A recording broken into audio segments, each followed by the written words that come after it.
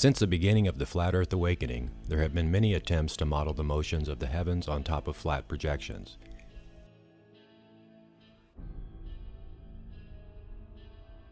It gave us the circular model, the square model,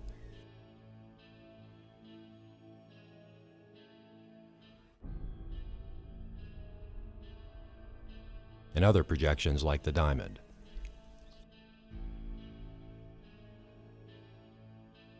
All have failed so far to make an accurate and verifiable model that shows what is actually going on up there.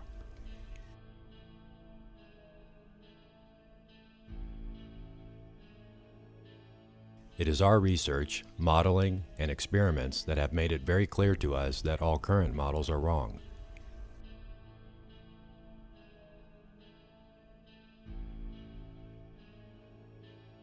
The main reason for that is because they all start with the wrong premise that the tropics form the actual paths of a physical object like the sun or moon.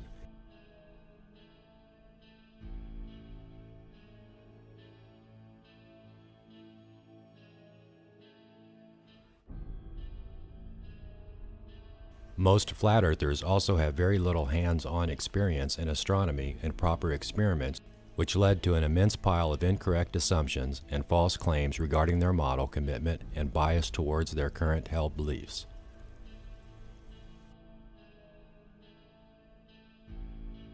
To show in a simple way that the sun, for example, is not a physical object, we have measured the disk size of the sun when it moved directly overhead.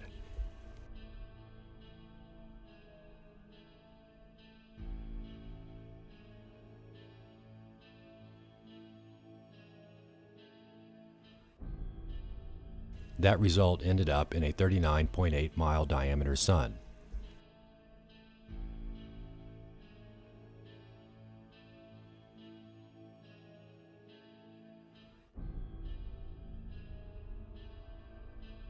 That is a very small object compared to the size of the Earth.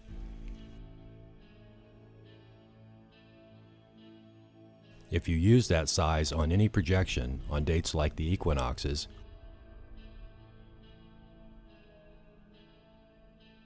when almost everybody has a sunrise at 90 degrees east, you will soon find out that most azimuth angles will never work with an object that close and small. If you take any flat projection and place the small sun on the equator on the equinox and place yourself at sunrise,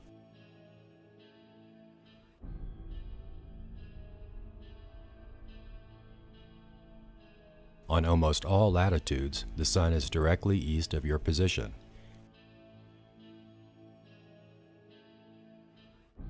If you were able to move north or south in seconds from top to bottom, that small object will remain fixed at its azimuth angle on the horizon, which by rule of geometry makes it impossible to be a small physical object. This led us to do more research into the properties of the sun and its behavior in the sky.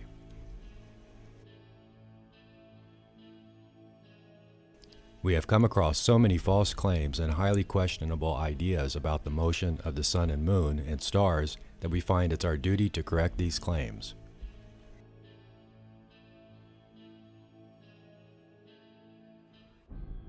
Some claim the sun moves in straight lines, which is a false claim as shown in the following images.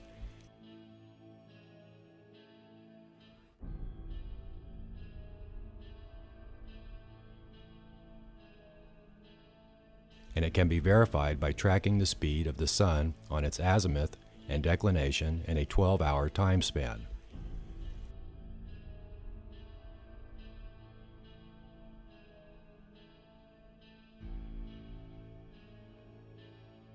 There have also been claims that the sun moves in a circular path, which is also incorrect.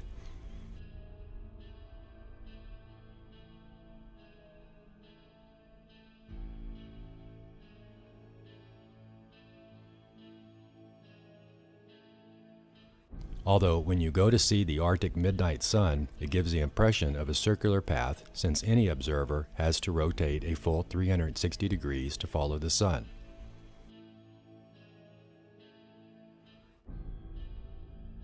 But also with a circular path, you end up with the same problems with regards to sun angles on any given day of the year.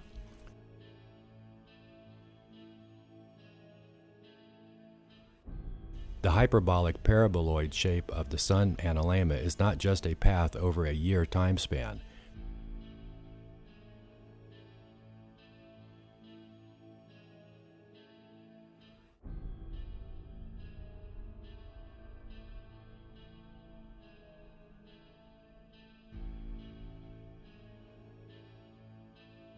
But that same motion is found in the sun's 24-hour cycle.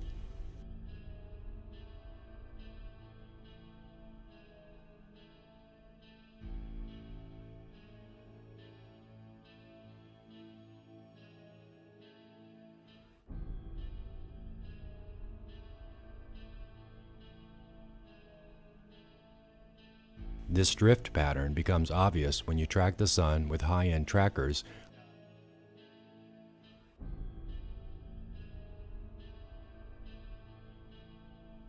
like Los Mondi trackers, and just track the azimuth of the sun and do not use the correction adjustments of the tracker so that it runs on its nominal speed of 15 degrees an hour.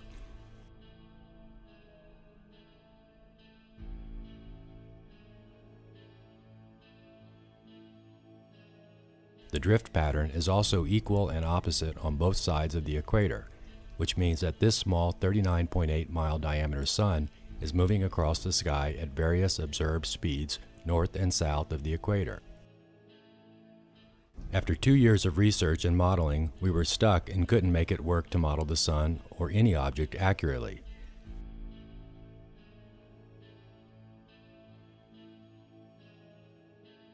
We started from scratch again. After looking at photos of crepuscular rays of the sun, which all flat earthers have seen a million times, we came to a revelation many, if not all, flatheads have overlooked.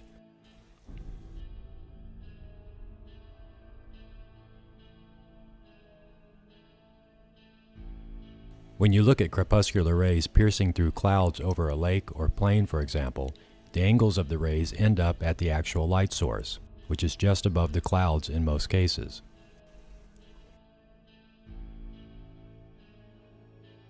But we know the sun is not right above the clouds. We started wondering what someone would see looking back from the other side and if he or she would see the same thing.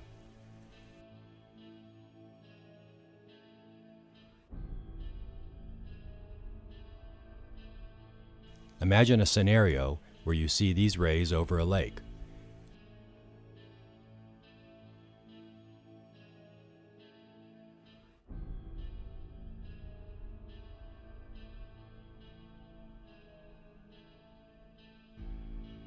Those rays are lighting up a spot on the water.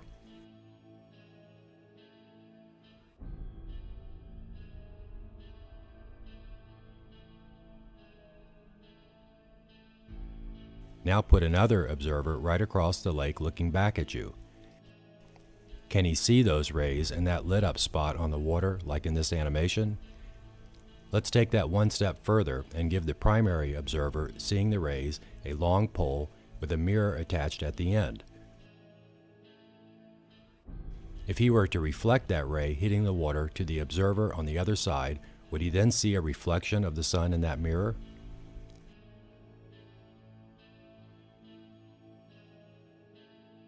Keep in mind the distance apart here is only 40 kilometers, and where the sun should be for the observer on the other side.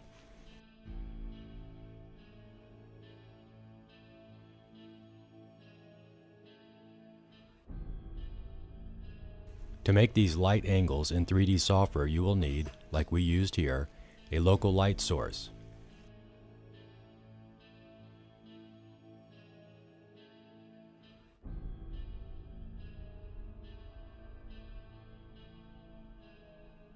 But in reality, when you move to the other side of the lake and turn around to look back, you will have the sun at your back.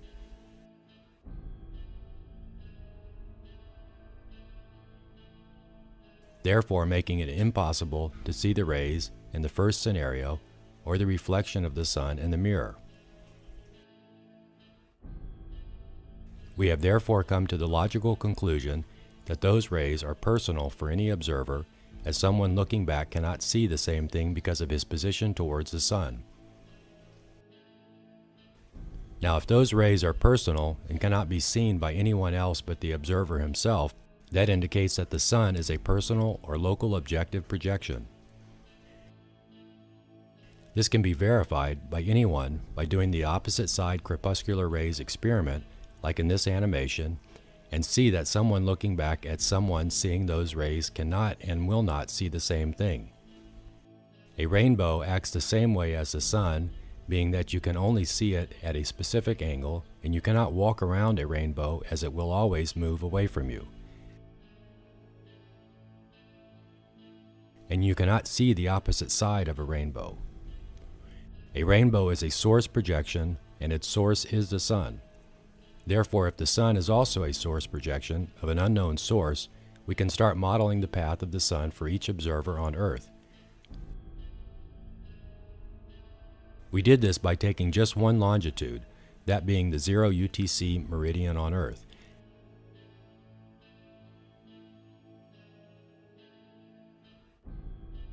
And inputted the data from observations for azimuth and declination of the sun and traced the sun object for that location for a year for each 10th latitude north and south of the equator, and just let the data run its course for a year.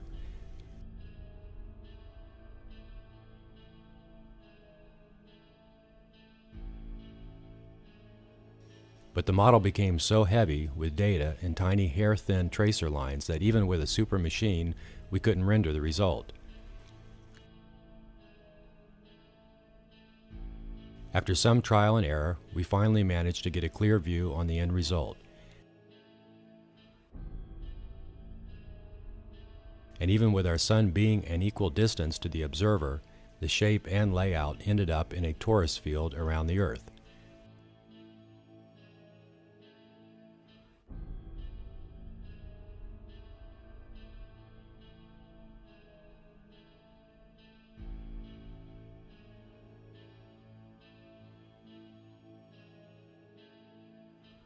We still have to figure out how to do proper 3D vectoring to get all the observed speeds and changes in the motion of the sun, creating a more true shape. But it became very clear to us that based on Ken Wheeler's research into magnetic holography, that the sun we see is projected into the electromagnetic field in the sky. The objective sun follows the magnetic field lines that are unique for each location on Earth.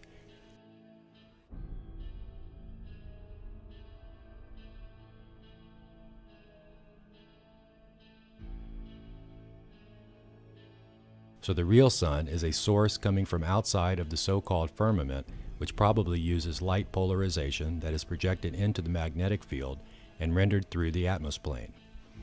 It is no coincidence that all sun arcs combined create this torus-like field, and this is version 1.0. As soon as we find out how to use equal distance 3D vectoring and a formula on the angles in the data sheets from observations, we can then get a true shape in second-by-second motion in the field lines. This torus field is by no means a stationary field, as the sun moves north and south during the year.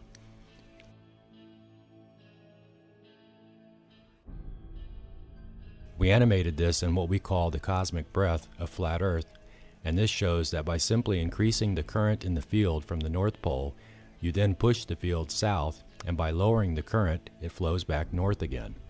It can also be pushed back and forth by an outside magnetic field from beyond the Antarctic, 90 degrees south latitude.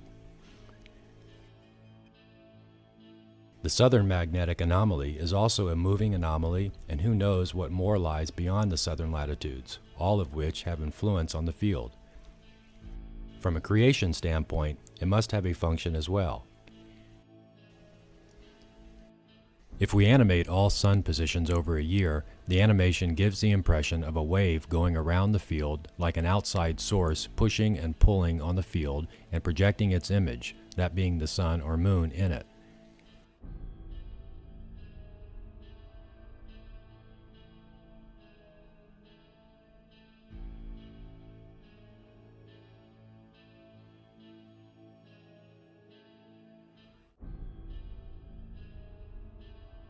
We do not know yet what, where, and how this outside source is mechanically working, so to speak, but from an engineer's perspective, everything that works like a machine or clock must have a basic principle and laws of physics to discover its nature. We just have to figure out where to go from here and what experiments can be derived to either build on this or modify the basic concept. With this concept, we can boldly say we have created a working flat Earth model that can be held up to scrutiny, evaluation, testing, and experimenting to either verify or debunk certain aspects of this model. It is therefore with great honor and humility that we present this first and only working flat Earth model with an actual base in geometry, science, and observations. In the coming weeks, we will be releasing ground views of this model to show that current sun angles are dead on correct.